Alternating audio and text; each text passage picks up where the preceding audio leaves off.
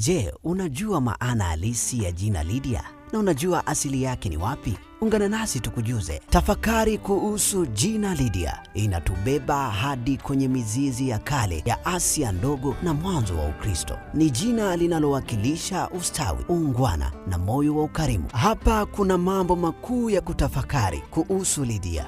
Asili na maana ya kihistoria. Jina hili lina asili ya Kigiriki likimaanisha mtu kutoka Lydia. Lydia lilikuwa jimbo la kale lenye utajiri mkubwa huko Asia ndogo. Leo hii ni nchi ya Uturuki.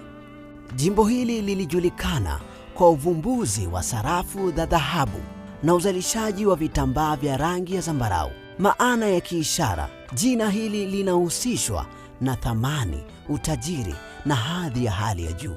Tafakari ya kiimani. Lydia wa Biblia. Katika vitabu vya Agano Jipya, Matendo ya Mitume, Lydia alikuwa mfanyabiashara wa vitambaa vya zambarau.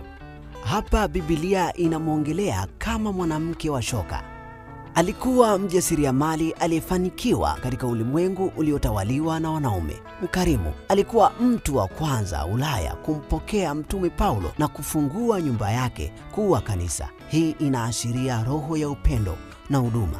Tabia na haiba. Mtu anayeitwa Lydia mara nyingi huonekana kuwa na sifa hizi: umakinifu na utaratibu. Lydia si mtu wa kukurupuka, ana busara, anajua kupanga mambo yake kwa umakini. Kuna aina fulani ya utulivu na unyenyekevu unaoambatana na jina hili, hata kama ana mamlaka makubwa. Mwaminifu. Ni rafiki au mshirika ambaye anaweza kumtegemea wakati wa shida na raha. Nguvu ya jina Lydia leo. Leo hii Lydia anatafsiriwa kama mwanamke wa kisasa anayeweza kusimamia taaluma yake au biashara yake bila kupoteza upole au utu wake.